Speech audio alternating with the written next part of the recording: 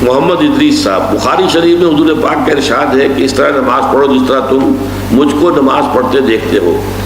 سوال یہ کہ حضور نے کس طرح نماز پڑھی، جبکہ بخاری شریف میں حضور نے رفع یدین کی نماز پڑھی ہے۔ بخاری شریف میں حضور نے رفع یدین کی نماز پڑھی ہے۔ دیکھیے حضور نے مختلف طریقوں اختیار کیے مختلف اوقات میں۔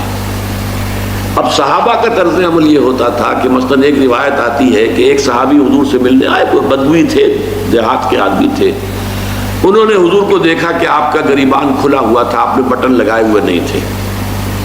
پھر انہوں نے ساری عمر اپنے گریبان کے بٹن نہیں لگائے کہ میں نے محمد کو اس طرح دیکھا ہے صلی اللہ علیہ وسلم۔ اب یہ ان کا جذبہ ہے، ان کی نیکی ہے، اتباع کا جذبہ ہے۔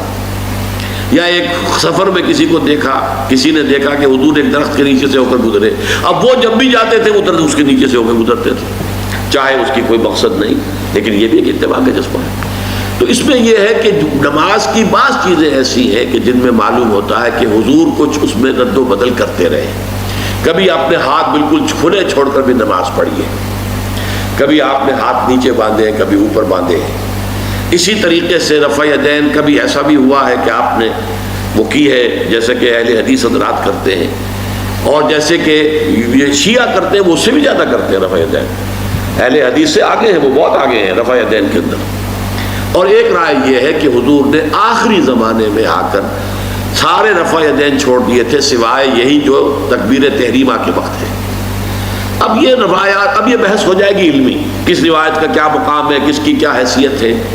بخاری شریف میں جو روایت ہے وہ یہی ہے رفع یدین کی، جو آپ صحیح کہہ رہے ہیں، لیکن یہ کہ بخاری شریف واحد کتاب تو نہیں ہے حدیث کی، مصنف عبد الرزاق ایک کتاب ہے، اور اسی طریقے سے اور اس میں یہ کہ امام مالک کے پیروکار، حالانکہ امام مالک مدینے کے دار الہجرہ کے امام ہیں، وہ رفع یدین نہیں کرتے۔ امام شافعی کے کرتے ہیں، امام مالک کے نہیں کرتے، امام ابو حنیفہ کے نہیں کرتے۔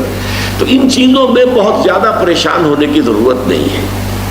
اصل جو معجزہ ہے حضور کا اور اسلام کا وہ یہ ہے کہ 1400 برس گزر گئے لیکن نماز کے ضمن میں اتنا اختلاف نہیں ہے کہ تمام مسلمان باجماعت نماز نہ پڑھ سکیں۔ دیکھیں رفع یدین کرنے میں جماعت ٹوٹی نہیں، آپ نے کیا یا نہیں کیا، جماعت کی فارمیشن برقرار رہی۔ فرض کیجئے کوئی شخص یہ سمجھتا کہ پہلے سجدہ ہے پھر رکوع ہے، تو اب یہ دو آدمی ساتھ نماز نہیں پڑھ سکتے، جن میں سے ایک کے نزدیک پہلے رکوع ہے پھر سجدہ ہے، دوسرا یہ سمجھتا ہے کہ نہیں پہلے سجدہ ہے پھر رکوع ہے، نہیں ہو سکتی، ان کی جماعت اب جمع نہیں ہو سکتی۔ یا کسی کا یہ خیال ہو کہ جیسے ہر رکعت میں رکوع ہے کہ سجدہ بھی ایک ہے، وہ ایک سجدہ کر کے کھڑا ہو جائے۔ اب ظاہر بات ہے دوسرا شخص جس کے نزدیک دو سجدے ہیں وہ ایک اور سجدہ کرے گا، فارمیشن ٹوٹ گئی، اب وہ ساتھ نماز نہیں پڑھ سکتے۔ 1400 برس بیت گئے، مشرق بعید سے مغرب بعید، پوری دنیا، آج تو کوئی کونا ہے ہی نہیں جہاں مسلمان نہ ہو، لیکن جو سالڈ مسلمان جو ہیں وہ تو آپ سمجھیے کہ انڈونیشیا سے لے کر موریتانیہ تک تو مسلمانوں کی کتنی بڑی تعداد ہے۔ لیکن کہیں ایسا نہیں ہے کہ آپ کی فارمیشن ٹوٹتی ہو، کوئی ایسا مسلک نہیں ہے جس میں یہ خیال ہو کہ مغرب کی رکعت میں 2 ہیں جیسے فجر کی ہے، نہیں، کوئی 3 رکعتیں ہیں۔ کوئی ایسا مسلک نہیں جس میں یہ معلوم ہو کہ فجر کی رکعتیں 3 ہیں 2 نہیں ہے، کوئی نہیں۔ عصر کی 2 ہیں یا 4 6 ہیں، کوئی نہیں۔ وہی رکعت کی ترتیب، پہلے کھڑے ہونا ہے پھر رکوع ہے پھر کھڑے ہونا ہے پھر سجدے میں جانا ہے پھر بیٹھنا ہے پھر سجدہ پھر کھڑے ہونا ہے۔ فارمیشن نہیں ٹوٹتی، شیعہ ہو سنی ہو، اور اس میں حنفی ہو مالکی ہو شافعی ہو حنبلی ہو زیدی ہو ظاہریہ ہو، کوئی بھی ہو، کسے باشد تمام مسلمان مل کر جماعت سے نماز ادا کریں گے اور ان کی جماعت ٹوٹتی نہیں ہے۔ یہ ہے جس کو ہمیں سمجھنا چاہیے۔ یہ کیوں ہے؟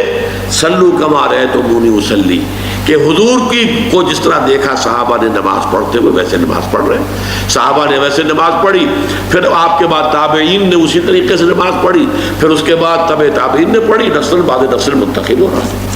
باقی تھوڑا تھوڑا اختلاف اگر ہے تو اس کے لیے زیادہ پریشان نہیں ہونا چاہیے۔